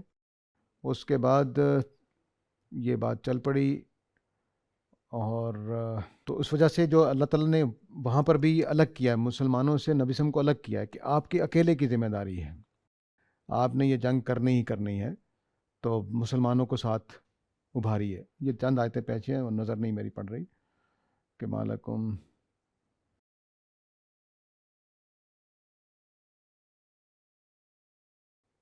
یہ آیت نمبر 84 ہے. فقاتل فی سبیل اللہ، اللہ کی راہ میں جنگ کریں. لا تکلف الا نفسک، صرف آپ اکیلے اس کے مکلف ہیں. وحرض المومنین، البتہ مومنین کو اپنے ساتھ ابھاری ہے. تو یہ وہ بیچ میں 2 باتیں اکٹھی چل رہی ہیں. مسلمان بحیثیت مجموعی، ان کے بھی 2 گروپ ہیں، اور نبی کریم صلی اللہ علیہ وسلم نرمی کی درخواست کر رہے ہیں. یہ دو چیزیں اکٹھی چل رہی ہیں اس میں. تو جو نبی کریم صلی اللہ علیہ وسلم کو کہنا تھا وہ نبی کریم صلی اللہ علیہ وسلم کو کہہ دیا, جو مسلمانوں کو کہنا تھا مسلمانوں کو کہہ دیا. تو اس لیے وہ جمع جو ہو گیا ہے تو اس سے کوئی فرق نہیں پڑتا کہ وہ پیچھے واحد ہے تو اب جمع آ گیا ہے, گنجائش نکلتی ہے اس میں کوئی. سر رجت صاحب کا سوال ہے کہ قرآن مجید میں یہ آیت ہے کہ ہر مشکل کے بعد آسانی ہے. عام طور پہ اس کو عمومی لیا جاتا ہے کہ سب کے لیے یہی ہے, جبکہ غامدی صاحب اس کو رسول اللہ کے لیے خاص کر دیتے ہیں. تو عربی زبان کا کون سا قاعدہ ہے جس کے تحت غامدی صاحب اس کو خاص کرتے ہیں؟ اگر تو وہ اس وجہ سے خاص کر رہے ہیں کہ یہاں مخاطب رسول اللہ ہیں, تو ایسا بھی تو بعض اوقات ہوتا ہے کہ مخاطب ایک شخص ہوتا ہے لیکن جو اس سے بات کی جا رہی ہوتی ہے وہ سب کے لیے ہوتی ہے. مثال کے طور پہ میں اپنے چھوٹے بھائی سے کہتا ہوں کہ تم محنت کرو اور کامیاب ہو جاؤ گے, کیونکہ محنت کرنے والے کامیاب ہوتے ہیں. اب یہ جو پہلا جملہ ہے یہ تو میں اپنے بھائی سے کہہ رہا ہوں, میرا بھائی مخاطب ہے, لیکن اس کے بعد جو میں نے دوسرا جملہ کہا ہے وہ عمومی جملہ ہے, وہ سب کے لیے ہے کہ محنت کرنے والے کامیاب ہوتے ہیں. تو کیا اس طرح کا نہیں یہ جملہ لگتا؟ اصل میں اس آیت کا ترجمہ صحیح نہیں کیا جاتا. وہاں دیکھیے کہ الاسر کے اوپر الف لام لگا ہوا ہے اور یسر کے اوپر الف لام نہیں لگا ہوا. ان مع العسر یسرا, اس تنگی کے بعد ایک آسانی ہے. اب عام کر کے بتا دیجیے, اس تنگی کے ساتھ ایک آسانی لگی ہوئی ہے, یہ عام نہیں ہوتا. تو اس لیے استاد نے جملہ ہی خاص ہے تو خاص ہی رکھا ہے. سر رجت صاحب کا اسی پر سوال ہے کہ جو ہمارے باقی علماء ہیں جو اس کو عام کہتے ہیں, کیا ان کو یہ بالکل واضح سی بات کیوں نہیں سمجھ آ رہی؟ یہ بہت اچھا سوال ہے آپ کا. پاکستان میں اردو دان طبقے نے کتنے ہی نظریات قائم کیے ہیں جو اردو ترجمے سے قائم ہوئے ہیں, عربی میں مبانی نہیں تھے. مثلاً ان حکیم الدین کی آیت کہ دین کو قائم کرو, اردو میں جب دین کو قائم کرو کا جملہ بولا جائے گا تو اس کا مطلب اس کو نافذ کرو. عربی زبان میں دین کو قائم کرنے کا مطلب دین کو سیدھا رکھو. تو اگر آپ ترجمہ کر دیں کہ دین کو قائم رکھو تو پورا ایک سیاسی فلسفہ نکل آئے گا. تو یہ اردو ترجمے سے نکلا ہے. عربی میں حکیم الدین کا مطلب قائم کرنا ہے ہی نہیں, سیدھا کرنا ہے, کھڑا کرنا ہے. تو نبی کریم صلی اللہ علیہ وسلم فرماتے ہیں حکیم الصفوف, اپنی صفیں کیا کر لو, سیدھی کر لو. تو حکیم الدین کا مطلب یہی ہے, یعنی دین کو سیدھا رکھو, صحیح رکھو, اس میں بدعتیں شامل نہ کرنا, اس میں خرابیاں نہ پیدا کر دینا. تو اردو کے بہت سارے جملے قرآن کے جب ترجمہ ہوئے, اب ترجمہ کر دیا مشکل کے ساتھ آسانی ہے, اور ترجمہ کر دیا ہر مشکل کے ساتھ آسانی ہے, یہ تو ترجمہ ہی ہو ہی نہیں سکتا. تو وہ آہستہ آہستہ پھر جملہ ایک روانی میں بن گیا, وہ ایک اصول بن گیا. ڈاکٹر رفعت نواب صاحب کا سوال ہے کہ جو ہم دم کرتے ہیں کسی کو, کیا یہ دم ایک شفائیہ دعا کی حیثیت رکھتا ہے یا اس کا کوئی فزیکل اثر بھی ہوتا ہے جیسے دعا کھانے سے ہوتا ہے؟ جتنے دعائیں ہیں وہ دعائیں ہوتی ہیں, نہ وہ منتر ہیں نہ وہ وظیفہ ہیں. یہ ہمارے دوستوں نے بنا لی ہیں چیزیں, حقیقت میں ایسا نہیں ہے. دعا کا مطلب دعا کرنا ہے اور ذکر کا مطلب ذکر کرنا ہے. قرآن مجید خالی ہے اس بات سے کہ کسی کلمات کے پڑھنے سے کوئی آپ کو اس طرح کا دنیوی فائدہ ہوگا, خالی ہے قرآن مجید. ٹھیک ہے, کوئی نبی کریم صلی اللہ علیہ وسلم ایسا کرتا دکھائی نہیں دیتے. کہ ایسا کیوں نہ کیا گیا کہ بدر میں کوئی وظیفہ پڑھ کے لوگ جاتے تاکہ طاقت رہے ہاتھوں میں, ہونا چاہیے نا. یعنی وہی نبی کریم صلی اللہ علیہ وسلم ہے کہ اپنی بیٹی کو کہہ رہے ہیں کہ ہاتھوں پہ چھالے پڑنے سے بچنے کے لیے یہ وظیفہ پڑھ لیا کرو. بدر میں جاتے ہوئے کچھ نہیں بتاتے. سوال پیدا ہوتا نا کہ کیا مسئلہ ہے. تو اب یہ جو روایتیں ہیں یہ اصل میں ہمارے ہاں صالحین کی ایک جماعت تھی جس کو ہمارے محدثین صالحین کہتے ہیں. یہ کیا کرتے تھے کہ کوئی آپ کو توجہ دلانی ہے, تو چونکہ لوگوں کو عربی آتی ہوتی تھی تو کہتے ہیں سورہ کہف پڑھ لیا کرو رات کو. کہنا وہ چاہتے تھے کہ سورہ کہف میں فلاں آیت کی طرف اس کی توجہ ہو جائے گی تو اس کو اطمینان ہو جائے گا, اس سے یاد دہانی ہوگی, تذکیر ہوگی. اسی طرح وہ مثلا میری والدہ خود رات کو اگر نیند نہیں آ رہی تو کہتے ہیں سبحان اللہ پڑھو, سبحان اللہ پڑھتے جو نیند آ جائے گی. وہ کیا مطلب ہوتا تھا کہ ہماری توجہ سبحان اللہ کی طرف ہو جاتی تھی اور سو جاتے تھے. ٹھیک ہے, تو اس طرح کے فائدے اٹھانے والے بعد میں پیدا ہوئے ہیں, انہوں نے اس طرح کی بہت ساری. اب جب دم کو ہم نے بنا لیا ایک تصور, تو اب دیکھیں کتنی خطرناک ایک حدیث بنائی گئی. حدیث یہ ہے کہ نبی کریم صلی اللہ علیہ وسلم کو سر میں درد تھا اور آپ لیٹے ہوئے تھے, تو جبرائیل علیہ السلام آ گئے جبرائیل علیہ السلام نے آ کر کہا کہ آپ پریشان کیوں ہیں، میں بھی ایک رقیہ دم کرتا ہوں، جب مجھے تکلیف ہوتی ہے تو میں بھی دم کرتا ہوں۔ آپ اندازہ کر سکتے ہیں کہ جبرائیل علیہ السلام اللہ کے پاس ہیں اور وہ بھی دم کرتے ہیں، اس کا مطلب کیا ہے؟ تو یہ وہ جب ہم بنانے بیٹھتے ہیں تو پھر ہم اتنی بڑی بڑی باتیں بناتے ہیں۔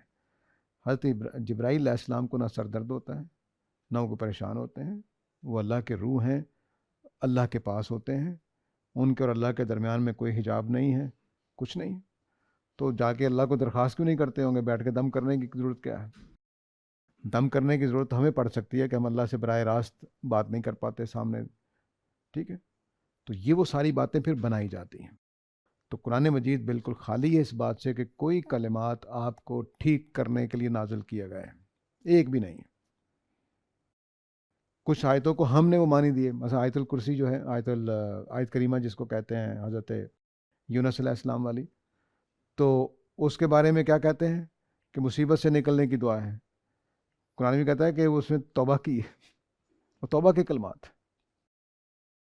تو توبہ اللہ تعالیٰ نے قبول کر لی، وہ مصیبت سے نکلنے کی دعا نہیں ہے، توبہ کرنے کا الفاظ ہے۔ تو اس لیے یہ جو باتیں ہیں یہ ہم نے خود بنائی اور پھر ایک لمبی داستان بنا لی۔ پھر اس طرح کے قصے بھی ہیں کہ صحابہ گئے ایک جگہ پہ، بادشاہ بیمار تھا کہ سردار بیمار تھا، تو انہوں نے دم کر دیا سورہ فاتحہ سے پڑھ کے، تو انہوں نے کھانے کو کچھ ساتھ دے دیا، تو نبی کریم صلی اللہ علیہ وسلم کے پاس پہنچے تو آپ نے کہا کیا کرو اس کو، حرام ہے یہ۔ ایک روایت یہ ہے کہ میرا حصہ لاؤ، کہاں ہے؟ تو کس کو مانے آپ؟ ایک نے گھڑی دوسری بات، ایک نے گھڑی دوسری بات۔ ایک روایت میں ہے کہ آپ نے کہا کہ میرا حصہ، یعنی میں نے بھی کھانا اس میں سے کھانا، اور دوسرے میں کہا کہ نہیں، کیا کر کے انگلی مار کے کیا کرو، حرام کھا کے آئے ہو، تو کیا کریں آپ؟ تو اس صاف واضح ہے کہ یہاں پر کچھ معاملہ گڑبڑ کیا گیا ہے۔ تو کوئی بھی دعا رکھیں، دعا کا مطلب ہے خدا سے کوئی چیز مانگ رہے ہیں، آپ کھلے لفظوں میں خدا سے مانگیے، اللہ کی صفات بیان کر کے۔ نبی کریم صلی اللہ علیہ وسلم نے فرمایا ہے کہ رزق مانگنا ہے تو یا رزاق کہہ کر دعا کرو، اور رحمت مانگنی ہے تو رحمان کہہ کر دعا کرو، ٹھیک ہے؟ تو دعا مانگیں اللہ تعالیٰ سے۔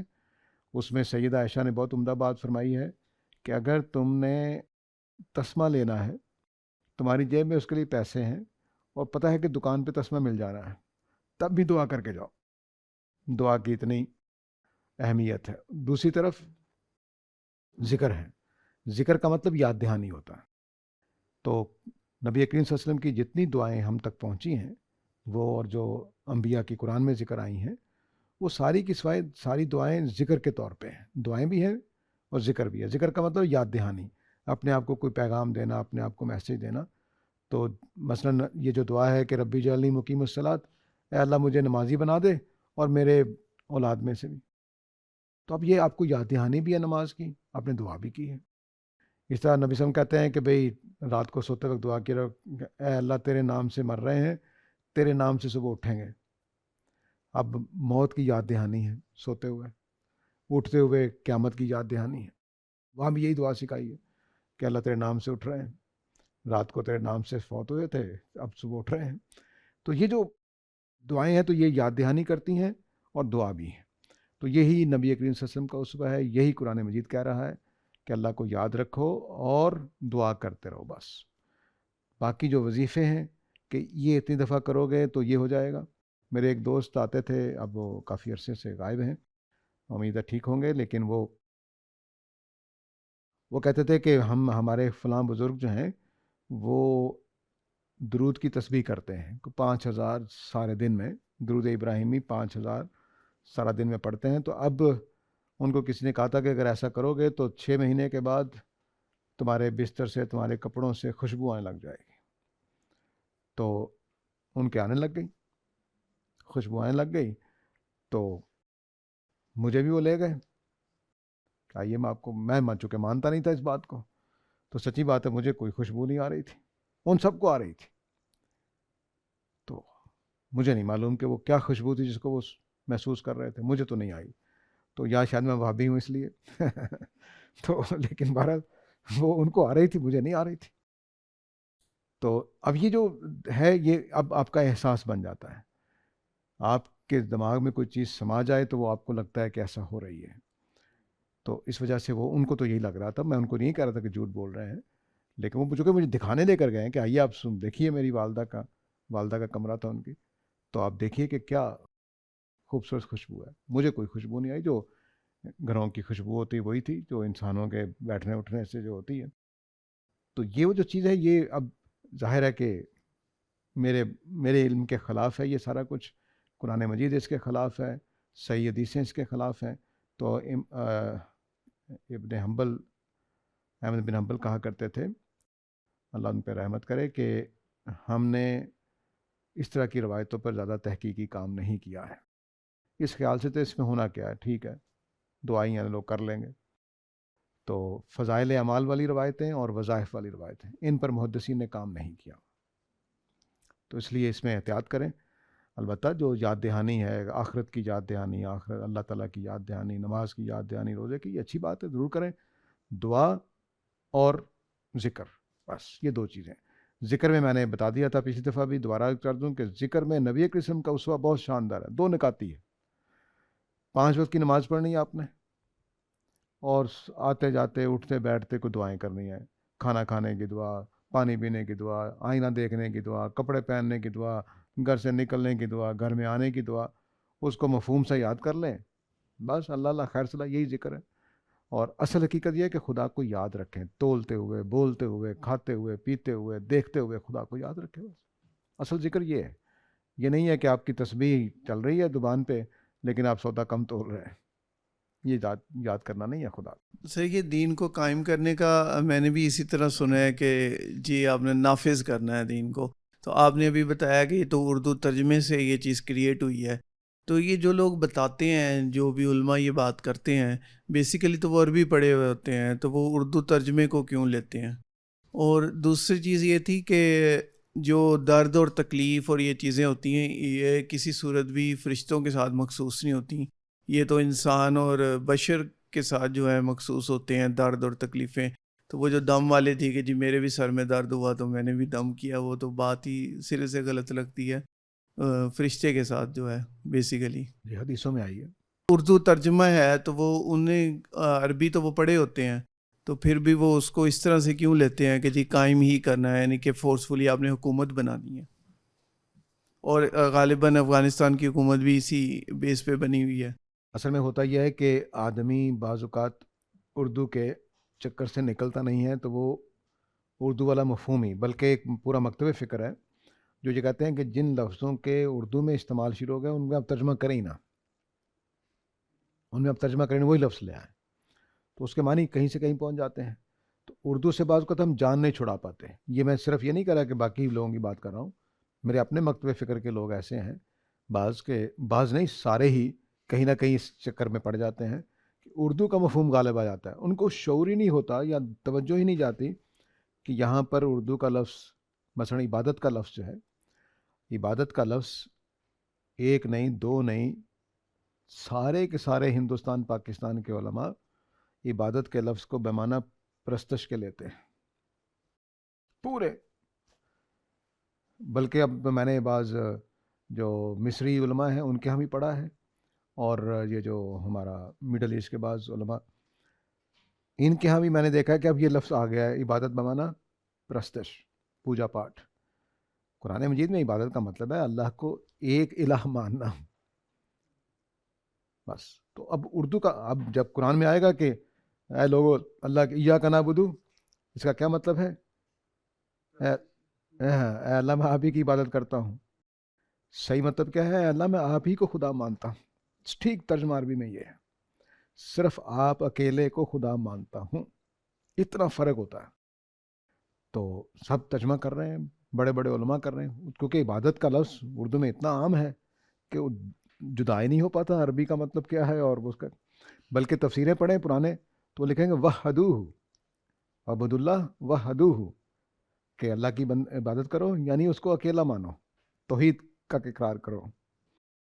تو یہ اردو کے اثرات ہیں. جو علماء ہیں وہ آج کل کی اس جدید دور میں بھی وہ لوگ عربی کو پڑھتے ہیں, عربی کو عربی کے معنوں میں پڑھتے ہیں. تو وہ پھر اردو کے ورڈز سے کیوں لیتے ہیں. دوسرا میں نے آپ کو حوالہ دیا افغانستان کی حکومت کا، کیونکہ وہ تو اردو بھی نہیں پڑھتے، ان کے تو اپنی لینگویج ہے پشتو وغیرہ. تو وہ انہوں نے بھی اس چیز کا نافذ کا مطلب جو ہے وہ نافذ کرنا ہی لیا. اور جیسے ہم نے عبادت اور یہ لفظ کیے ہیں، تو وہ جب عربی کو عربی کی طرح آج 18ویں 19ویں صدی تو ہے نہیں، تو آج کے دور میں انٹرنیٹ کے اس دور میں بھی وہ لوگ عربی کو عربی کے طور پہ ہی پڑھتے ہیں، تو وہ پھر اردو کے اندر سے کیوں نکالتے ہیں معنی؟ یہ کویشچن تھا. ہاں، جو افغانستان اور ادھر کی بات کی ہے تو اس میں تھوڑی سی کہانی سنانی پڑے گی.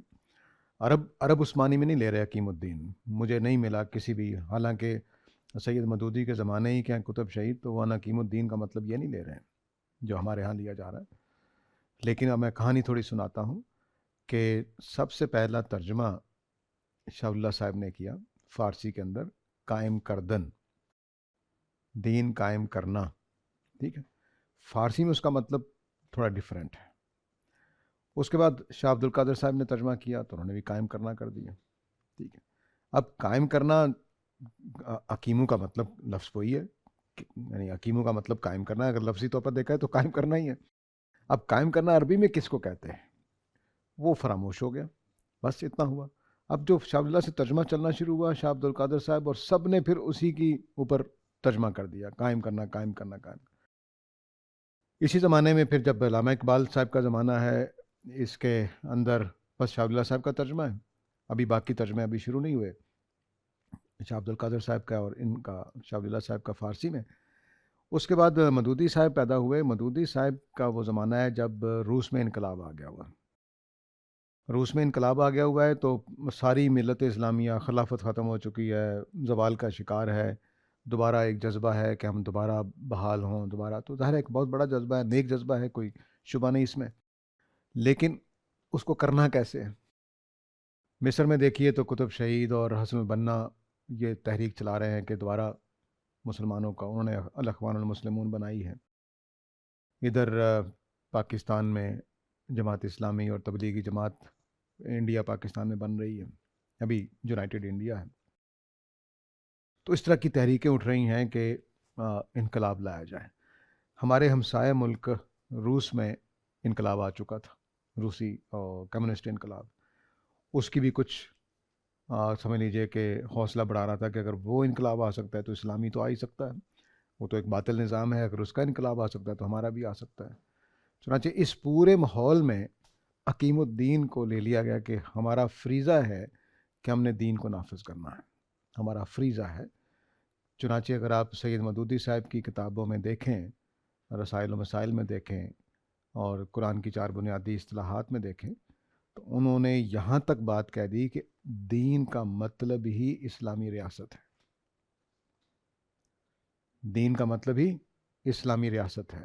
تو اس دین کو آپ نے قائم کرنا ہے، یعنی اسلامی ریاست قائم کرنی. تو اسلامی نظام آپ نے پوری دنیا میں، اب وہ کہتے ہیں کہ وہ آدمی جو اسلامی ریاست قائم نہیں کرتا وہ نیم مسلمان ہے یا اس کی جدوجہد نہیں کرتا. اس کہانی میں طالبان پیدا ہوئے ہیں.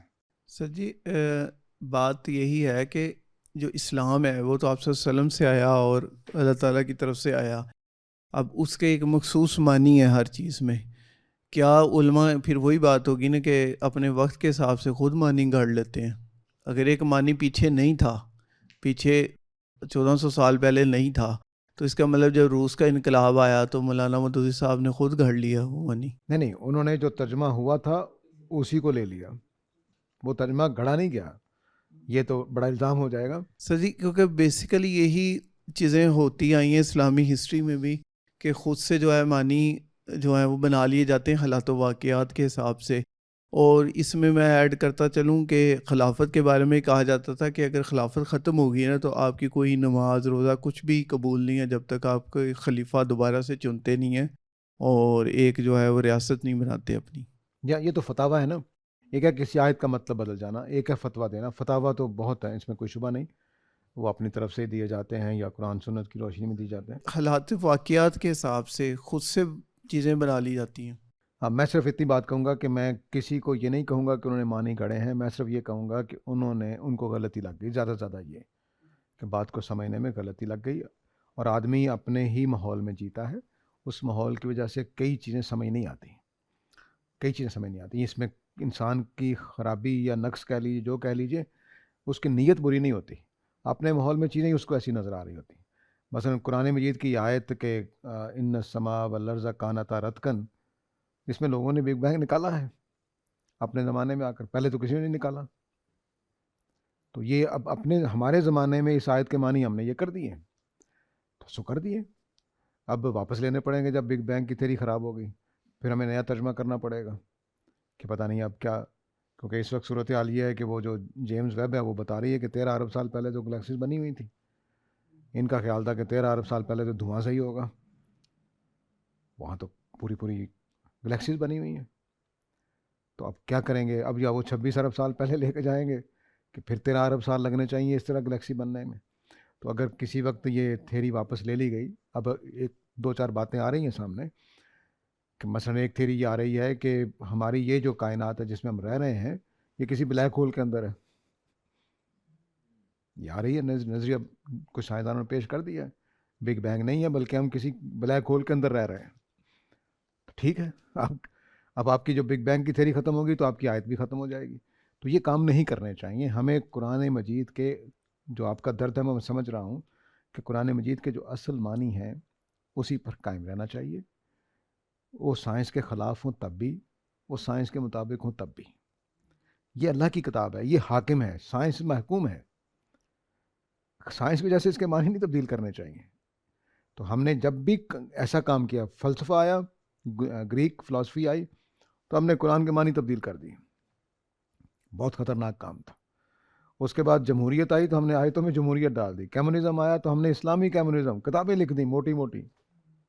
کوئی کمیونزم اسلامی نہیں ہوتا، کوئی جمہوریت اسلامی نہیں ہوتی. جو اس کے احکام ہے اس کو مانیے، سمجھیے، قبول کیجیے. نہیں قبول ہیں تو اپنا ایمان کا جائزہ لیجیے، بجائے اس کے کہ اس کو تبدیل کریں. یہ غلط روش ہے. اور خاص طور سے سر سید کے بعد یہ روش عام ہوئی. سر سید نے ایک اصول دیا اور لوگوں نے رد کرنے کے باوجود اس اصول کو مانا ہے.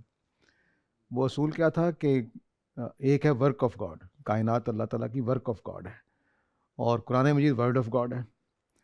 تو قرآن مجید ورڈ آف گاڈ اور ورک آف گاڈ میں تو تضاد نہیں ہونا چاہیے.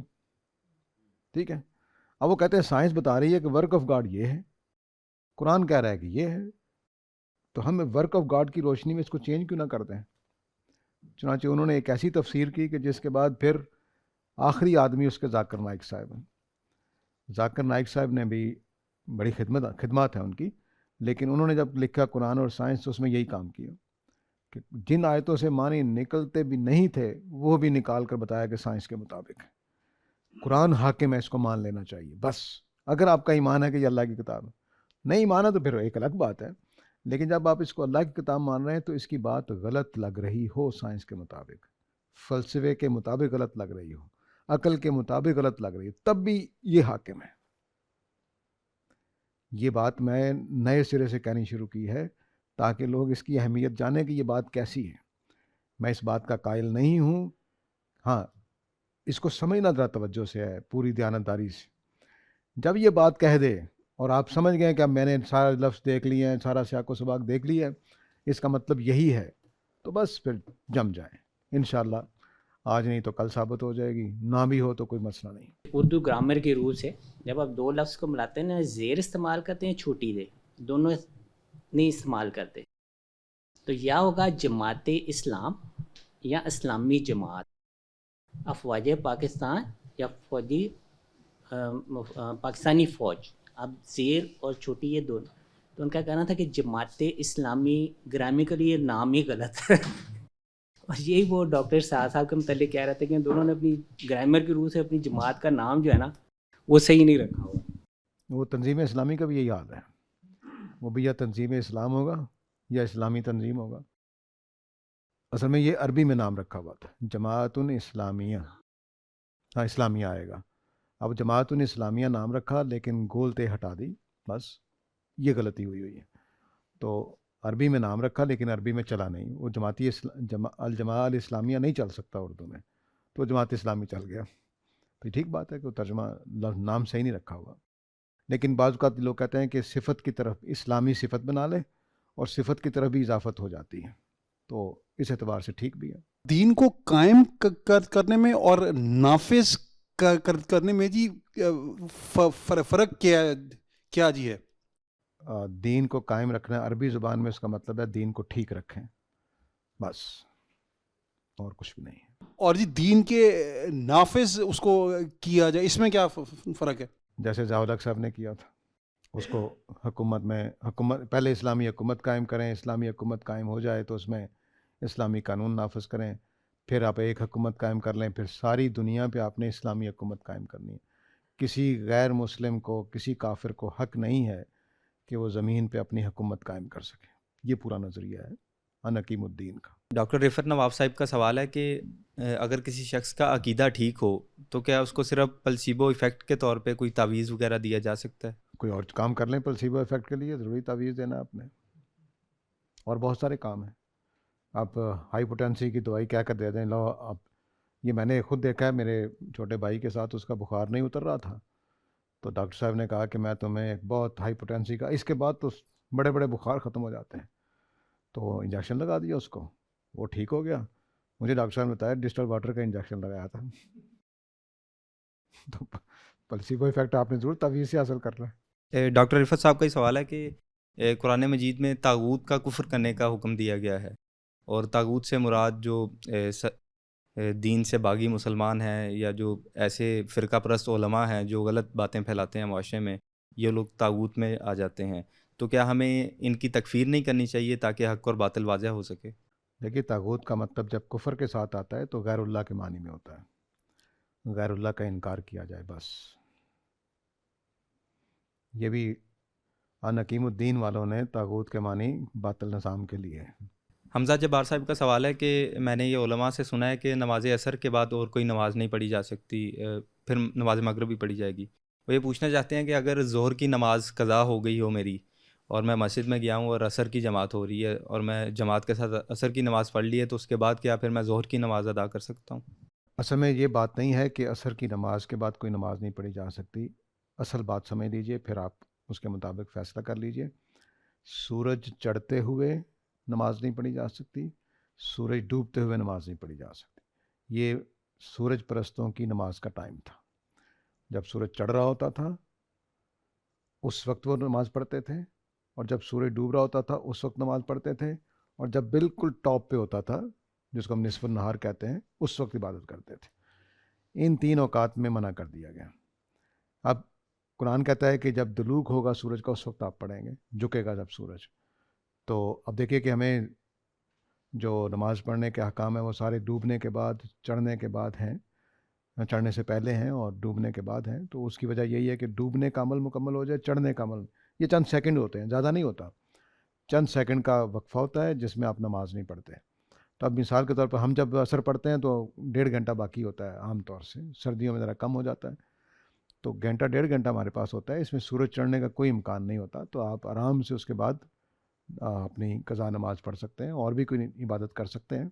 لیکن مسجد میں کریں گے تو مار پڑے گی، اس لیے احتیاط کر کے آپ گھر میں جا کے پڑھ لیں. نعیم صاحب کا سوال ہے کہ قرآن مجید میں یہ بیان کیا گیا ہے کہ جب تم نماز پڑھ چکو تو پھر اللہ کو یاد کرو، کھڑے یا بیٹھے یا لیٹے. تو وہ یہ پوچھنا چاہتے ہیں کہ نماز بھی تو اللہ کا ذکر ہی ہے، تو اس ذکر کے بعد پھر دوبارہ ذکر کرنے کا کیوں کہا جا رہا ہے؟ یہ اصل میں جس جنگ کے صلاۃ خوف کے بعد آئی ہے، صلاۃ خوف میں کہا گیا ہے کہ تمہیں تھوڑی سی نماز پڑھنی ہے. تو اب وہ ذکر کے لیے پڑھنی ہے لیکن ذکر پورا نہیں ہوا، اس لیے کہا گیا کہ نماز کے بعد پھر اللہ کو یاد رکھو، اور جب امن کی حالت ہو جائے تو پھر تم پوری نماز پڑھو. یہ سیاق و سباق میں آئی ہے. ڈاکٹر یاسر یعقوب صاحب کا سوال ہے کہ آپ کے یہاں اتمام حجت کا جو نظریہ آپ بیان کرتے ہیں اس میں یہ ہے کہ ہم کسی کی تکفیر نہیں کریں گے. قرآن مجید بھی ان لوگوں کی تکفیر کرتا ہے یا ان لوگوں کو کافر کہتا ہے جن پہ اتمام حجت کر دیا گیا تھا. تو ان کا سوال یہ ہے کہ قرآن مجید جب نازل ہونا شروع ہوا ہے تو کیا اسی وقت سے ان لوگوں کو کافر نہیں قرار، جب ان کو مخاطب کر رہا ہے تو ان کو کافر کے طور پہ مخاطب نہیں کر رہا ہے، یا پھر کوئی خاص وقت ہے جب قرآن نے ان کو کافر کہنا شروع کیا؟ کافر کہہ کر پکارنے کا کام اینڈ پہ جا کر کیا گیا 13ویں سال مکہ کے، یا ایھا الکافرون میں. پہلے اللہ زینہ کفروا کر کے بعد جو کفر کر رہے ہیں یہ کر رہے ہیں ایسا کہا گیا. تو لیکن کافر کہنے کا عمل وہ 13 سال کے بعد ہوا ہے، پہلے نہیں ہوا. نعیم صاحب کا سوال ہے کہ یہ جو کہا گیا ہے کہ تم خیانت کرنے والوں کے طرفدار نہ بنو، کیا یہ نبی صلی اللہ علیہ وسلم کو کہا جا رہا ہے، اور کیا نبی صلی اللہ علیہ وسلم ایسا کوئی کام کر سکتے ہیں کہ جو لوگ خیانت کرتے ہیں ان کی طرفداری کریں؟ نہیں، وہ جو ترجمہ ہے اس سے پھر یہ اردو کے ترجمے سے پھر مسئلہ پیدا ہوا ہے۔ نبی کریم صلی اللہ علیہ وسلم اللہ سے درخواست کر رہے ہیں کہ یہ جو جن منافقین کو آپ سزا دینا چاہتے ہیں کیا ان کے ساتھ نرمی ہو سکتی ہے، شاید یہ ٹھیک ہو جائیں، بس اسی کو اس میں بیان کیا گیا ہے۔ محمد حاذق صاحب کا سوال ہے کہ تقوی اور ایمان میں کیا فرق ہے، اور انسان جو اعمال کرتا ہے اپنی زندگی میں اس میں تقوی کا کردار زیادہ ہوتا ہے یا ایمان کا؟ اصل میں تقوی اور ایمان کا وہی تعلق ہے کہ تقوی ہوگا تو ایمان ہوگا، ایمان ہوگا تو تقوی ہوگا، یہ دونوں ایک دوسرے کے لیے لازم ملزوم ہیں، ایک کے بغیر دوسرا نہیں ہو سکتا۔ ایمان تو اصل میں صرف اتنی بات ہے کہ آپ کچھ چیزوں کو مانتے ہیں۔ تو مثال کے طور پر اگر میں آخرت کو مانتا ہوں تو میرے اندر آخرت میں کامیابی والا تقوی پیدا ہوگا۔ اگر میں آخرت کو نہیں مانتا تو جو مرضی کروں، ٹھیک ہے؟ تو ایمان کے نتیجے میں تقوی پیدا ہوا ہے، لیکن ایمان خود وہ آدمی لے کر آتا ہے جس کے اندر تقوی ہوتا ہے، یعنی یہ تقوی کہ حق کو ماننا ہے، تو حق کو ماننے والا جو تقوی ہے وہ ایمان کی طرف لے جاتا ہے، لیکن آخرت کا ایمان ہمیں عملی طور پر تقوی کی طرف لے کے جاتا ہے کہ میں جھوٹ نہ بولوں، بددیانتی نہ کروں، دھوکہ نہ دوں، چغلی نہ کروں، غیبت نہ کروں، نیک اعمال کروں، نماز پڑھوں، روزہ رکھوں۔ تو یہ تقوی کی کچھ شکلیں ایسی ہیں جو ایمان پیدا کرتی ہیں، اور ایمان کی بہت ساری شکلیں ایسی ہیں جو آپ کے اندر تقوی پیدا کرتی ہیں۔ اسد سلیری صاحب کا سوال ہے کہ فیصلہ سازی کیسے کی جائے اور پھر اس پر قائم کیسے رہا جائے، اور جو انسان کی زندگی کے بڑے فیصلے ہوتے ہیں جیسے کہ اس نے شادی کرنی ہے، تعلیم کون سی حاصل کرنی ہے، ملازمت کہاں کرنی ہے، تو ایسے فیصلوں میں وہ فیصلہ کرتے ہوئے کن چیزوں کو مد نظر رکھے؟ میں اور آپ جو ہیں وہ تو بہت کمزور لوگ ہیں۔ اللہ تعالیٰ نے اپنے نبی کو یہ حکم دیا ہے کہ آپ کچھ چیز کے بارے میں جب کام کرنے لگیں تو آپ شاورہم فی الامر، ان سے مشورہ لیں، اور جب مشورہ کر لیں تو جو فیصلہ ہو جائے فتوکل اللہ، اس فیصلے پر عمل کریں۔ تو ہمیں بھی اپنی عام زندگی میں یہ کام کرنا چاہیے کہ پہلے ہم خود غور کریں کہ میں نے کیا کام کرنا ہے، اور پھر جو مخلص لوگ ہوں، سمجھدار لوگ ہوں، ان سے مشورہ کر لیں، اور اس کے بعد جس بات پہ جم جائیں اللہ کا نام لے کر اس کو کر دیں، بس باقی کام اللہ نے کرنے ہوتے ہیں۔ وہاب فرید صاحب کا سوال ہے کہ چھینک آنے پر الحمدللہ کہا جاتا ہے اور اس کو سنت بھی کہا جاتا ہے، اس کے برعکس سفر کی کچھ دعا ہمیں احادیث سے ملتی ہے یا باتھ روم میں جانے کی دعا ملتی ہے، تو ان کو سنت اس طرح نہیں کہا جاتا، تو وہ کیا کرائیٹیریا ہے جس پہ ہم کسی چیز کو سنت کہیں گے اور کسی چیز کو سنت نہیں کہیں گے؟ یہ اصل میں جاری کرنے سے فرق پڑتا ہے کہ کچھ چیزیں ایسی ہیں جو صرف حدیثوں میں آئی ہیں، خبر واحد میں آئی ہیں، اور کچھ چیزیں ایسی ہیں جس کو نبی صلی اللہ علیہ وسلم نے جاری کیا ہے۔ تو یہ اسی طرح کی چیز ہے جس طرح سے کہا کہ ناخن کاٹو، ختنے کراؤ، جسم کے بعض حصوں کے بال کاٹو، یہ اس طرح کی چیز، تو یہ تواتر میں ہونے کی وجہ سے اس کو سنت کہتے ہیں۔ انذار صاحب کا سوال ہے کہ شیطان اور ابلیس دو مختلف لفظ قرآن میں بیان کیے گئے ہیں، کیا ابلیس جو وہ شخصیت تھی جس نے سجدے سے انکار کیا تھا، کیا وہ ابھی بھی زندہ ہے، اور کیا وہ خود انسانوں کو گمراہ کرتا ہے یا اس کی ذریت ہے جو یہ سب کام کر رہی ہے؟ اتنی معلومات اس کے بارے میں مجھے نہیں ہیں۔ قرآن مجید کا ایک جملہ آپ کو واضح کر دیتا ہوں، اس کے بعد جو آپ کی رائے بنے۔ ابلیس نے جب اللہ تعالیٰ سے کہا کہ آپ مجھے قیامت کے تک کے لیے مہلت دیں کہ میں انسانوں کو گمراہ کروں، تو اللہ تعالیٰ نے یہ جملہ نہیں بولا کہ میں تمہیں قیامت تک مہلت دے رہا ہوں، بلکہ یہ جملہ بولا ہے کہ میں تمہیں ایک متعین دن تک کی مہلت دے رہا ہوں۔ تو جملے کو بدلتے ہی واضح ہو جاتا ہے کہ قیامت تک تو اس کو مہلت حاصل نہیں ہے، ٹھیک ہے؟ اب کب تک تھی، کب تک ہے، مجھے نہیں پتا۔ وہاب فرید صاحب کا سوال ہے کہ جیسا کہ گامدی صاحب بیان کرتے ہیں کہ نزول مسیح کی جو روایات ہیں یا جو واقعہ معراج ہے یہ خواب تھا رسول اللہ کا، تو یہ جاننا چاہتے ہیں کہ روایات میں رسول اللہ صلی اللہ علیہ وسلم جب یہ باتیں بیان کر رہے ہیں صحابہ کو، تو وہ خود کیوں نہیں بتا رہے کہ میں نے یہ خواب دیکھا ہے اور اس میں یہ اس طرح ہے؟ دیکھیے، جو روایتوں میں چیز آتی ہے وہ بعض اوقات پوری منتقل نہیں ہوتی، تو اس وجہ سے ہم ان کے بارے میں یہ نہیں کہہ سکتے کہ نبی صلی اللہ علیہ وسلم نے کہا تھا کہ نہیں کہا تھا۔ قرآن مجید نے جب کہہ دیا تو بس ٹھیک ہے، نبی صلی اللہ علیہ وسلم یقیناً بتاتے ہوں گے، تو قرآن مجید میں اس کو رویا کہہ دیا گیا ہے، باقی اب روایتوں میں ہے یا نہیں ہے، وہ قرآن کے خلاف اگر نہیں ہے تو۔ سر یہ جو کہا جاتا ہے کہ نکاح کریں اور اس کے ساتھ رزق میں اضافہ ہوگا، یا جو آنے والی ہے وہ اپنا رزق خود لے کے آئے گی، سر اس کے بارے میں کیا چیز ہے اسلام، کیا یہ حقیقت ہے؟ کیونکہ ہم اپنے ارد گرد دیکھتے ہیں کہ جن لوگوں کے نکاح ظاہری باتیں ہوئے ہیں وہ لوگ بھی تنگ ہیں زندگی سے. تو اس کے بارے میں روشنی تھوڑی سی ڈالیں کہ کیا یہ صحیح بات ہے کہ جب ایک خاتون آتی ہے تو رزق آتا ہے؟ میں نے اگر اپنا پورا جواب دیا تو کئی گھر ٹوٹ جائیں گے. ہمارے ہاں یہ تصور بن گیا ہوا ہے کہ رزق جو ہے وہ بیوی کی طرف سے ہوتا ہے اور اولاد مرد کی طرف سے ہوتی ہے. یہ بس لوگوں کی بات ہے، اس کا قرآن و سنت سے کوئی تعلق نہیں ہے. اصل میں بات یہ ہے کہ جب آپ اکیلے ہیں اور دوسرا کوئی آپ کے ساتھ شامل ہو جائے تو دو کا رزق آپ کے طرف آنا شروع ہو جائے گا. اس وجہ سے یہ سادہ سا اصول ہے. اس کا یہ مطلب نہیں ہے کہ وہ کھلا ملے گا یا کیسا ہوگا.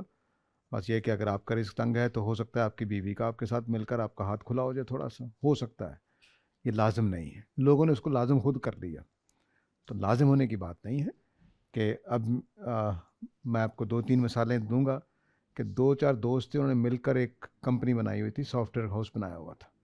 وہ جب تک اکٹھے رہے وافر کماتے رہے، لیکن ایک آدمی کے فساد کی وجہ سے ٹوٹے تو سب کنگال ہوئے. ٹھیک ہے، پھر انہوں نے اکٹھا ہونے کی کوشش کی، پھر رزق بڑھ گیا. تو اب کیا ہوا کہ مل ملا کے 4 لوگوں کا رزق اکٹھا آ رہا تھا تو سب کو فائدہ ہو رہا تھا. اکیلے وہ پھر کنگال ہو گئے. تو یہ ہوتا ہے بعض اوقات کہ ہم دو اکٹھے کاروبار میں آ گئے تو آپ کا رزق بھی آ گیا، میرا رزق بھی آ گیا. ہم الگ تھے کاروبار میں، آپ کو رزق مل رہا تھا، مجھے مل رہا تھا. تو یہ فائدہ ہوتا ہے اکٹھے اتحاد میں، جو برکت ہے وہ حاصل ہو جاتی ہے بعض اوقات. تو لازم نہیں ہے. اگر میاں کا بھی رزق کم ہے، بیوی کا بھی رزق کم ہے، تو وہ آپ کی بات ٹھیک ہے کہ پھر وہ بیچارے پچھتاتے رہیں گے، شادی کر کے بھی فائدہ نہیں ہوا. تو لازمی وعدہ نہیں ہے، صرف ہے کہ 2 کا رزق اکٹھا ہو جائے گا. یہ ایک فائدہ مند چیز ہوتی ہے. تو اگر بیوی کی طرف سے رزق زیادہ ہے یا اللہ نے یہ لکھا ہوا ہے کہ شادی کے بعد رزق کھل جائے گا تو ٹھیک ہے، دونوں صورتوں میں رزق بڑھ سکتا ہے، لیکن لازم نہیں، بڑھ سکتا ہے بس.